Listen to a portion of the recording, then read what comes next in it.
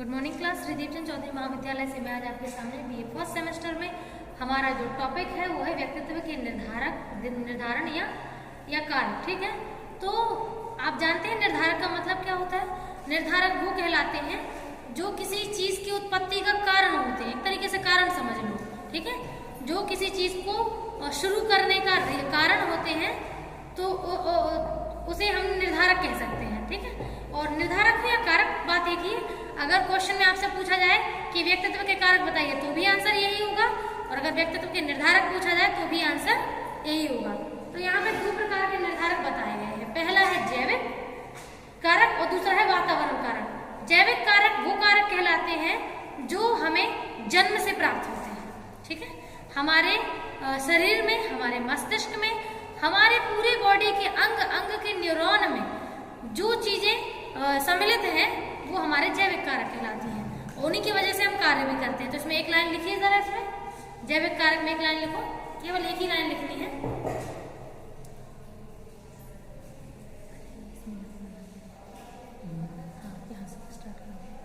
जैविक कारक व्यक्ति के मस्तिष्क और शरीर में घटने वाली घटनाओं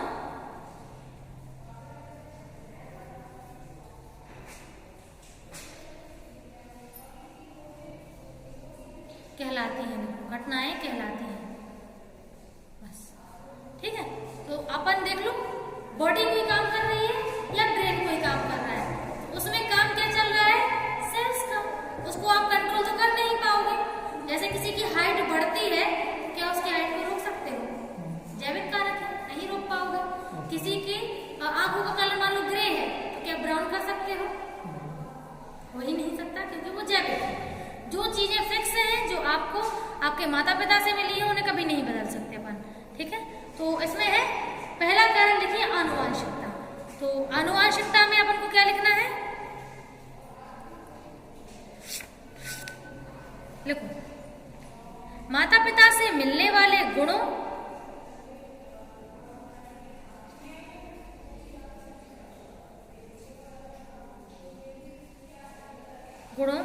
का प्रभाव व्यक्तित्व पर काफी हद तक दिखता है।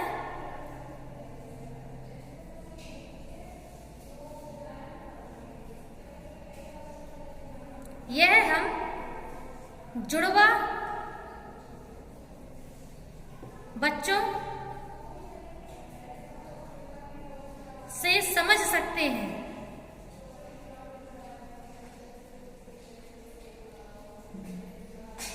कि उनके हंसने, बोलने, चलने, व्यक्त करने, हाव भाव आदि में कितनी समानता देखने को मिलती है।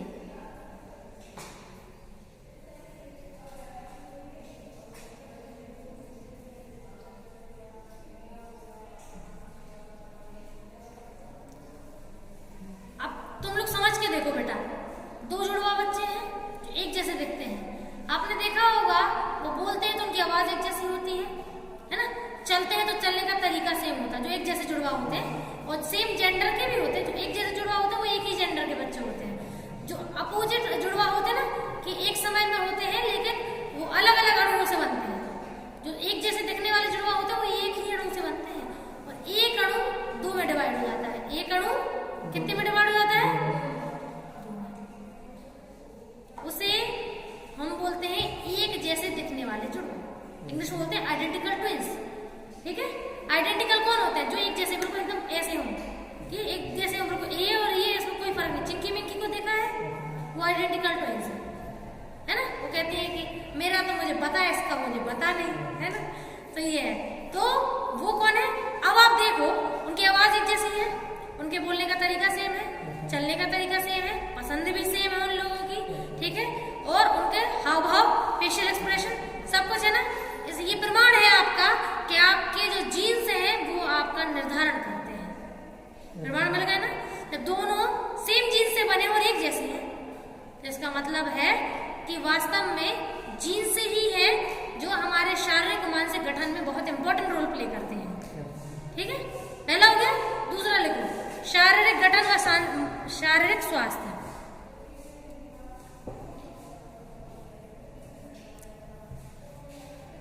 इसमें लिखो व्यक्तित्व के विकास में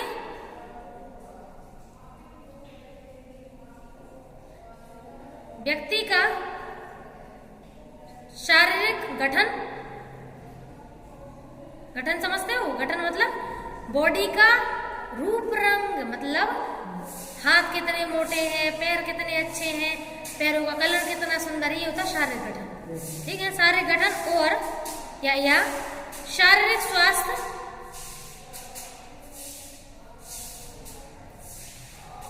जितना अच्छा और मनमोहक होता है, जितना अच्छा और मनमोहक होता है,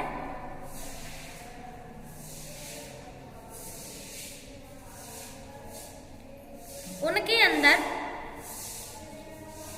आत्मविश्वास, अहम शक्ति, श्रेष्ठता आदि अत्यधिक मात्रा में पाई जाती है।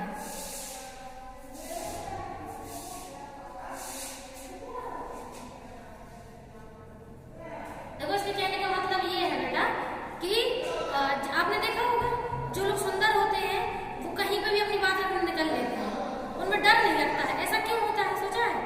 क्योंकि पहली बात तो बचपन से, पहली बात सुंदर है तो बचपन से उनकी इतनी तवज्जो दी जा रही है।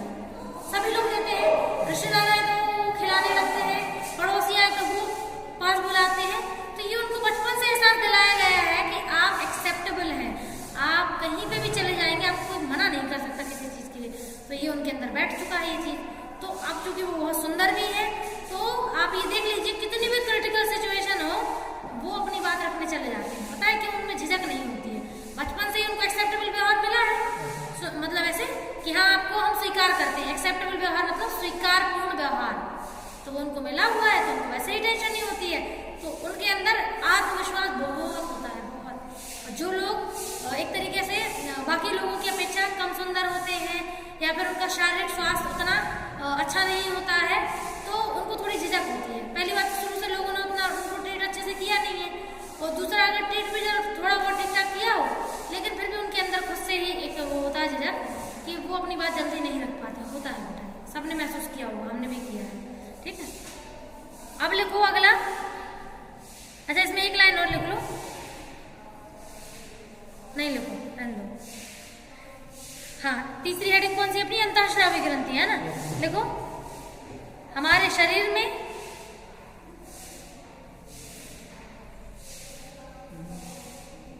कुछ ग्रंथियां पाई जाती हैं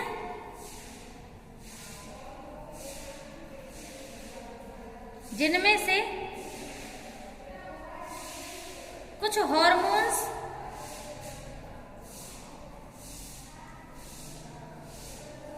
शरीर में बहते हैं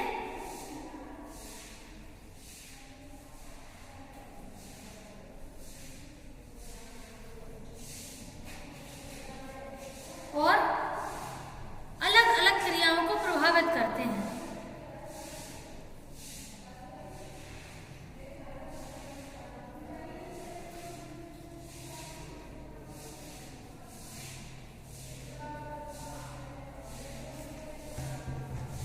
ऊपर लिख लो, जैसे खाना पीना, हंसना रोना, सोना जागना, लंबाई, मोटापा,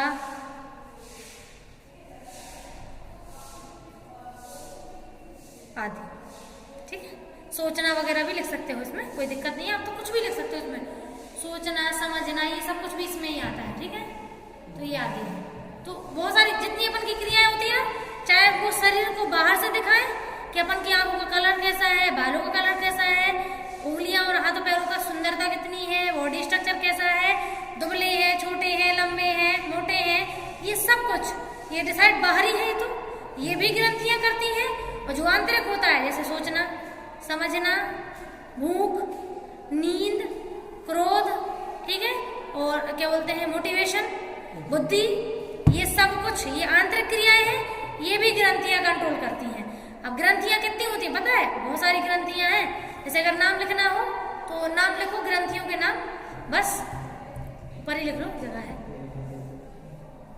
एक लाइन और ऊपर से।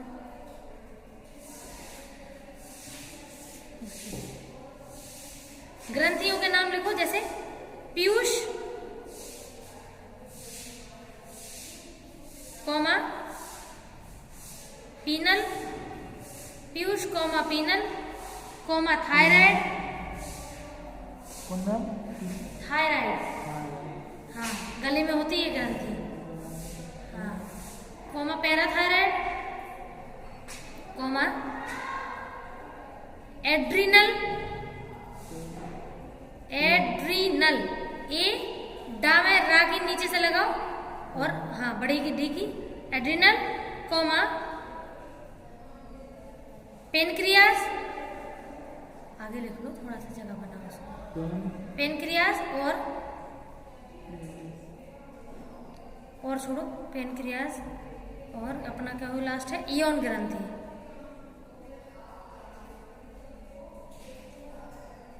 ठीक है, तो इतनी अपनी ग्रंथियां हो गई। ठीक है, ये अपन की क्या है ग्रंथियां हैं।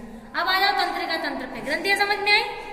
जैसे पिट्यूटरी ग्लैंड है ना, पीयूष ग्रंथि, पीयूष ग्रंथि इन सभी ग्रंथियों की हेडमास्टर कहलाती है। सभी ग्रंथियों को ऑर्डर देने का काम किसका होता है? पीयूष ग्रंथि का। लंबाई बढ़ती है ना तो पीयूष ग्रंथि के कारण बढ़ती है, लंबाई कम रह जाती है तो वो भी पीयूष ग्रंथि के कारण। पीयूष ग्रंथि ग्रोथ हार्मोन्स रिलीज करती है, अगर वो हार्मोन्स रिलीज ज्यादा हो जाए तो ज्यादा लंबाई बढ़ती है, अगर कम रिलीज हो तो लंबाई कम रह जाती है। ठीक है, ऐसे ही सब ग्रंथियां अलग अलग काम करती है। पीनल ग्रंथि है, पीनल ग्रंथि जो हमारे सोने जागने का चक्र होता है, नींद आती है उसको सुलाने का काम भी हमें पीनल ग्रंथि ही कराती है और जागने का काम भी वही कराती है। ठीक है, एड्रिनल ग्रंथि है, एड्रिनल क्या काम करती है? हमें तनाव होता है ना, हम चिंता महसूस करते हैं, तनाव होता है तो एड्रिनल ग्रंथि काम करती है। ठीक है, थायराइड ग्रंथि क्या करती है? थायराइड ग्रंथि एक ऐसा हार्मोन रिलीज करती है बेटा जो हमारे पूरे शरीर को स्वस्थ रखने में काम करता है। अगर वो ढंग से काम ना हो तो डेथ हो सकती है इंसान की। थायराइड सबसे इंपॉर्टेंट ग्रंथि है। ठीक है, चलिए ठीक है, अब लिखो तंत्रिका तंत्र, तो उसमें लिखो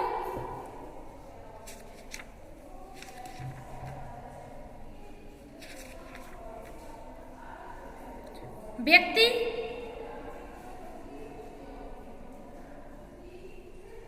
के संपूर्ण विकास में तंत्रिका तंत्र का महत्वपूर्ण योगदान है।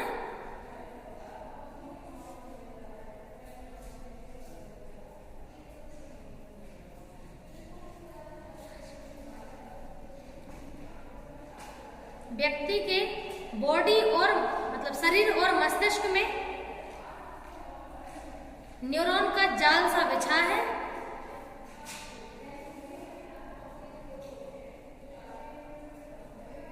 न्यूरॉन का जाल सा बिछा है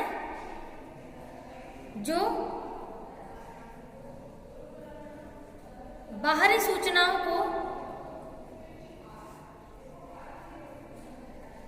अंदर लेकर जाती है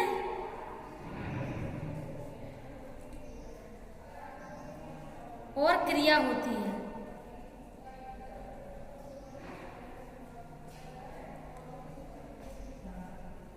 देखो, जैसे समझ के देखो, जैसे मान के चलो अपन किसी को देख रहे हैं तो वातावरण में सूचना है, बाहर की सूचना है, उसकी रोशनी आपकी आंखों में पड़ेगी, आपकी आंखें सीधा हॉस्पिटल तक सूचना भेज देंगी। तो ये किसने काम किया है? तंत्रिका तंत्र ने किया ना। तंत्रिका तंत्र कौन है? यहाँ पे देखो, ये सूचना है, एक तो डायरेक्ट आंखों से निकलते थैलेमस होती है वहां निकल जाती है, और एक सूचना जाती है हमारी स्पाइनल कॉर्ड, दो रस्तों से सूचना जाती है, एक जाती है हमारी सुषुम्ना नाड़ी और फिर ब्रेन तक जाती है। ठीक है, तो दो रास्ते होते हैं जाने के। ऐसे कान वाली सूचना हो गई, ऐसे टच वाली, जैसे आपकी उंगली को किसी ने सुई चुभ दी तो उंगली को जैसे ही सुई चुभी, सेंस को इंफॉर्मेशन मिली और वो दो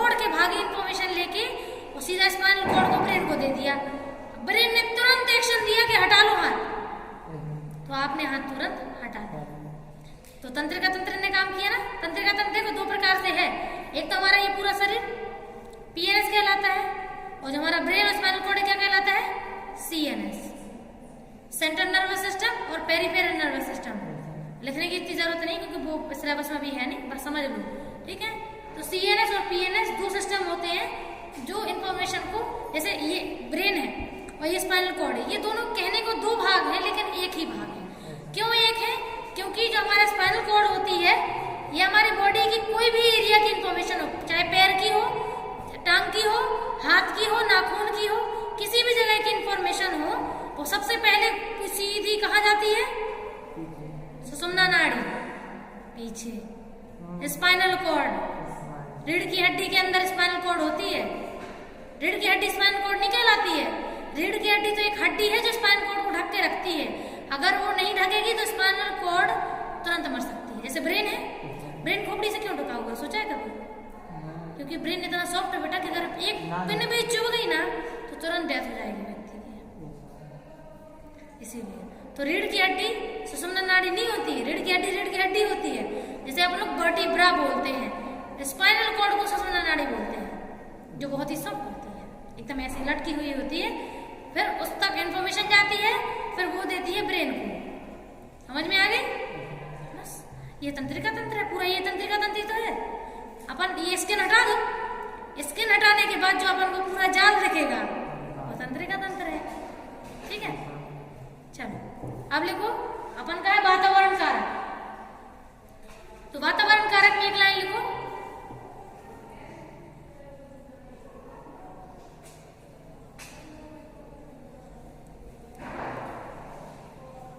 व्यक्ति का पालन पोषण, कोमा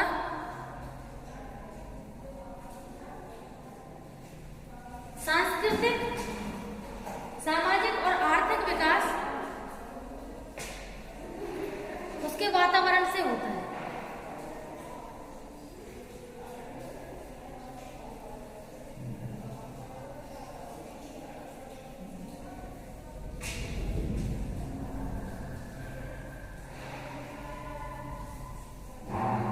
उसके वातावरण से होता है।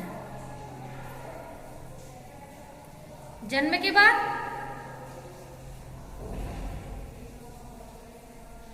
वह सब कुछ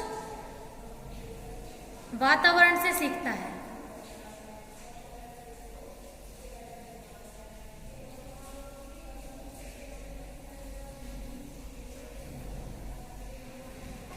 अब लिख लो, पहली हेडिंग है सामाजिक कारक, वातावरण।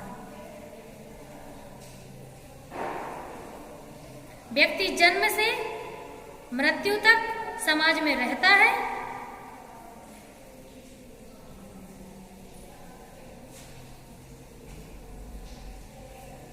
समाज से सीखता है।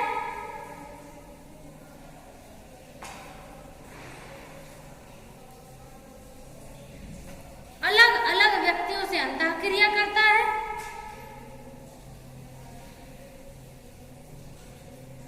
आदि। नेक्स्ट लिखो। अच्छा, इसमें कुछ हेडिंग्स हैं, देखो इसी सामाजिक वातावरण में कुछ हेडिंग है। जैसे फर्स्ट पॉइंट डाल लो इसमें ABCD करके। ए डालो, क्या बोलते हैं, माता पिता तथा बालक के संबंध। पहला तो समाज यही है हमारा, है ना। जब बच्चा पैदा होता है तो पैदा करने में सबसे ज्यादा खुशी किसको होती है? माता पिता को, सबसे ज्यादा अगर बोला जाए। और सबसे ज्यादा इम्पोर्टेंट भी माता पिता के लिए ही, बच्चा माता पिता के लिए होता है सबसे ज्यादा इम्पोर्टेंट, ठीक है। तो लिखो माता पिता और बालक के बीच, बालक में संबंध। दूसरा लिखो पारिवारिक वातावरण, फिर आता है परिवार, दूसरे नंबर पे आता है ना। तीसरा लिखो परिवार का आकार। चौथा लिखो बच्चों के प्रति परिवार के सदस्यों की मनोवृत्ति। ये भी था भैया, 10 लोग हैं घर में, 10 ही लोगों की सोच अलग रहा था कि नहीं। बच्चों के प्रति परिवार की मनोवृत्ति, परिवार के सदस्यों की मनोवृत्ति। जन्मक्रम, अगला हेडिंग लिखो जन्मक्रम। बर्थ ऑर्डर भी डिसाइड इसी में लिखो, जन्मक्रम। हाँ, मतलब कौन सी हेडिंग है ये? 3 हो गई थी, ये चौथी है। लिख लो चौथी, जन्म क्रम। अच्छा, इसके ऊपर जो तुमने जगह छोड़ी उसके ऊपर लिखो खेल समूह। हाँ, नेक्स्ट लिखो स्कूल। अब इतने पेज बर्बाद नहीं करो, बगल में ही लिखते चलो। फिर लिखो पास पड़ोस। बस, सबके आगे पॉइंट डाल लो। चलो,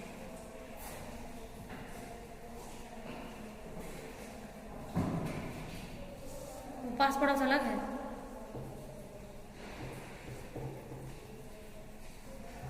अब हेडिंग डालो सांस्कृतिक वातावरण।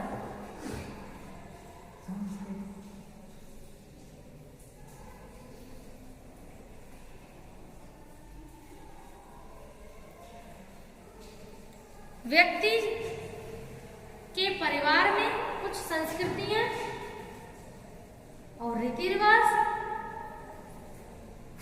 पहले से निर्धारित होते हैं,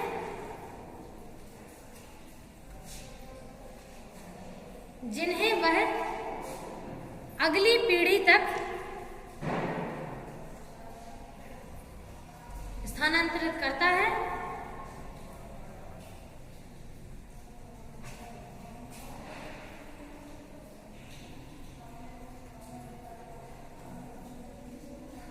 और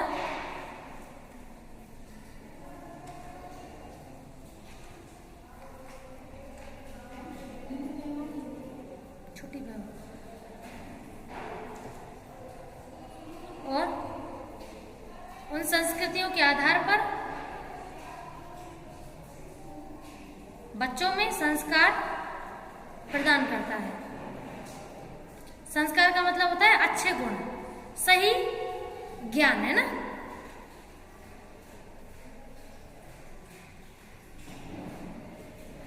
क्या बच्चा कुछ भी गलत करता है तो पहली बात होती है माता पिता ने हमें लगता है संस्कार नहीं दिए। क्या बच्चे को लेने ही नहीं हो संस्कार, माता पिता देने तैयार थे। चलो अगली हेडिंग डालो आर्थिक वातावरण।